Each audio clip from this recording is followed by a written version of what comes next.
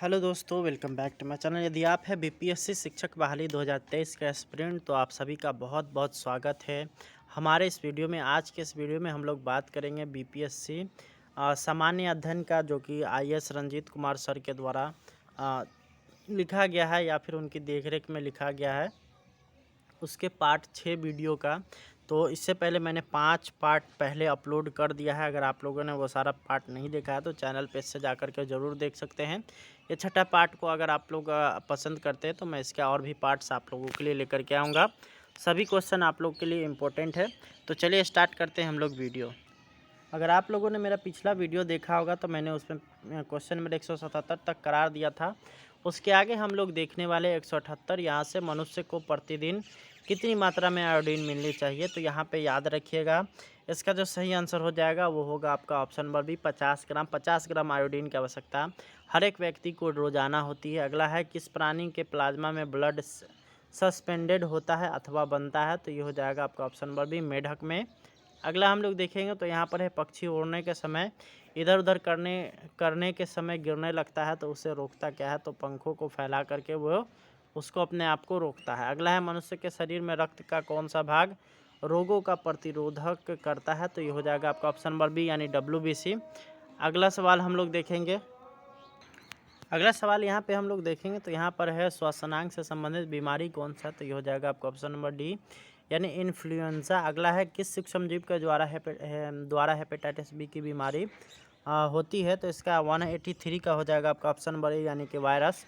अगला सवाल अगर हम लोग देखेंगे तो प्लाज्मा में जल की प्रतिशत क्या होती है। तो 90%, यानी ऑप्शन नंबर डी। अगला है, एक कार्यशील महिला के प्रतिदिन कितना प्रोटीन लेना चाहिए। तो ये हो जाएगा आपका ऑप्शन नंबर डी, यानी 45 ग्राम। अगला, निम्न में से कौन सा जीव अपनी त्वचा से सांस लेता है। तो इसमें जो दिया गया उसमें ऑप्शन नंबर डी हो जाएगा, तिलचट्टा।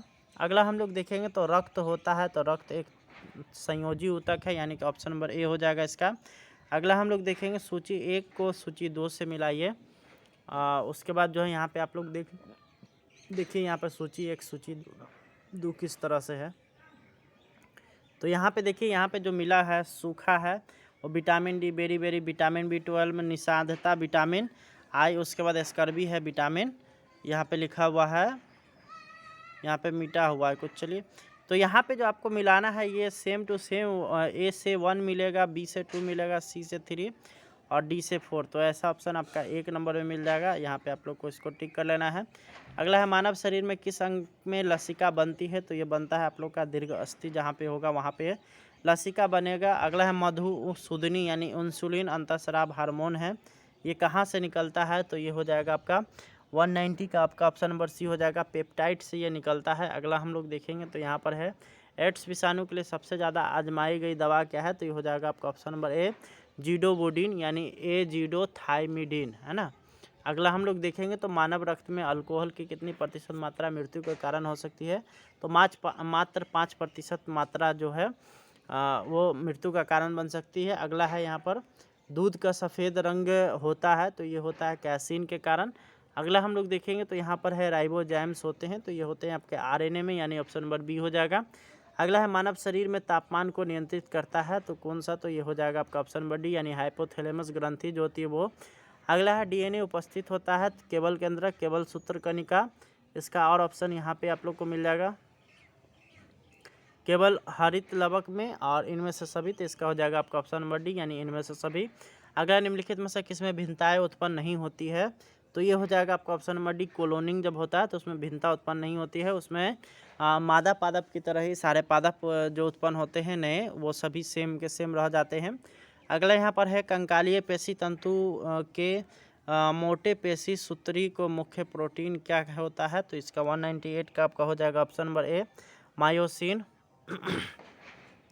अगला है, वर्गीकरण की उच्चतम इकाई क्या होती है। तो ये होता है जगत। वर्गीकरण का जो सबसे उच्चतम इकाई होता है वो जगत होता है। अगला है, डबल रोटी को सामान्य फफूंदी, डबल रोटी के सामान्य फफूंदी का नाम है म्यूकर, यानी ऑप्शन नंबर बी हो जाएगा।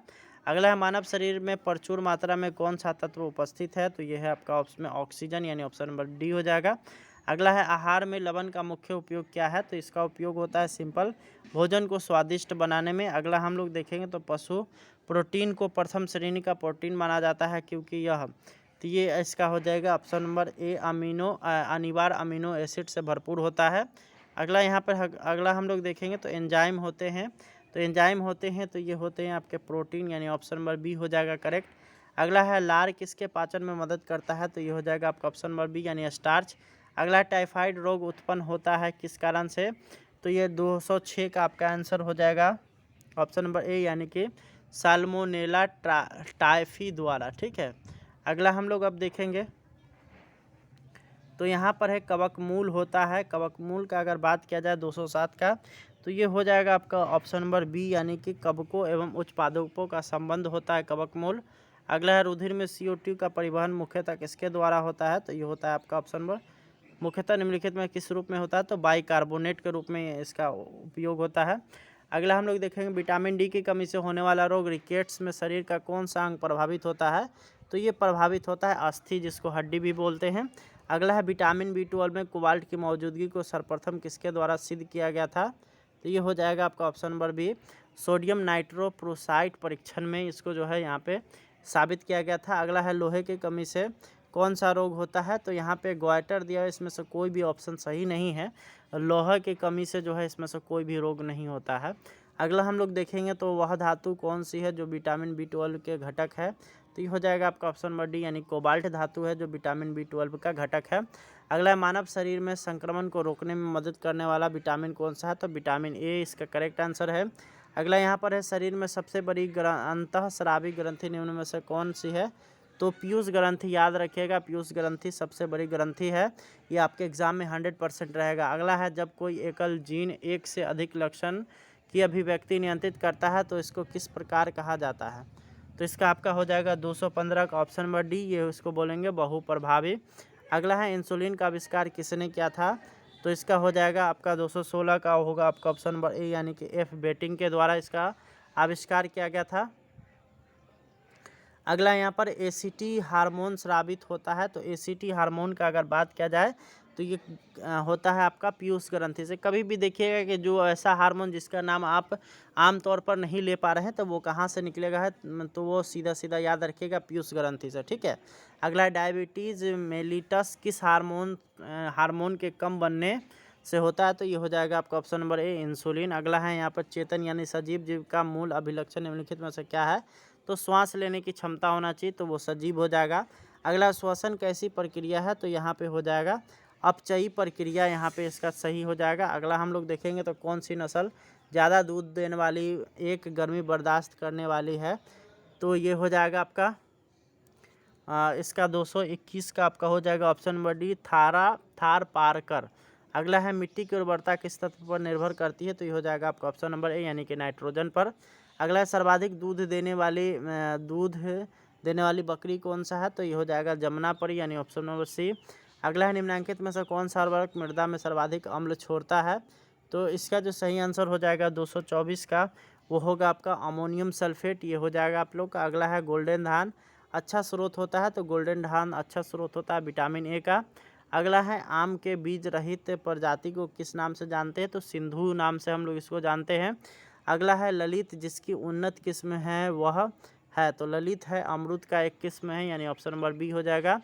अगला है सूक्ष्म जीव जो बीटी कपास के उत्पादन से संबंधित है वह एक है, तो इसका जो सही आंसर हो जाएगा वो होगा आपका ऑप्शन नंबर बी यानी कि जीवाणु। अगला सवाल हम लोग देखेंगे, तो अगला सवाल यहाँ पर आता है वर्ष 2011 को पशुओं में होने वाली किस बीमारी के चिन्हित किया गया था, तो ये हो जाएगा आपका option number B rinderpest के लिए। ठीक है, अगला यहाँ पर अगला सवाल हम लोग देखेंगे, तो अगला यहाँ पर है निम्नलिखित में से कौन शक्ति तथा खाद दोनों दे सकता है, तो ये हो जाएगा आपका ऑप्शन नंबर सी यानी बायोगैस संयंत्र।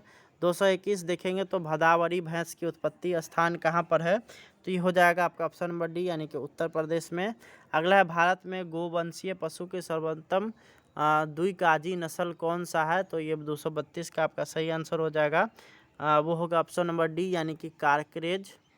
अगला हम लोग देखेंगे नीलहरित शैवाल काम करता है इस फसल में किसमें कौन से फसल में काम करता है, तो ये हो जाएगा आपका ऑप्शन नंबर सी यानी कि धान के फसल में।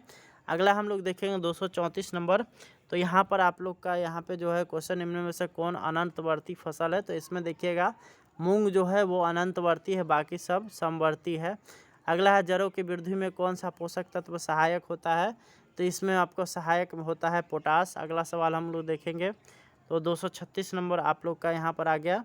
प्रकाश संश्लेषण के लिए आवश्यक है, तो प्रकाश संश्लेषण के लिए रोशनी के उपयुक्त तापक्रम, क्लोरोफिल और पानी, कार्बन डाइऑक्साइड सभी आवश्यक है, इसलिए इसका ऑप्शन नंबर डी हो जाएगा 100% करेक्ट।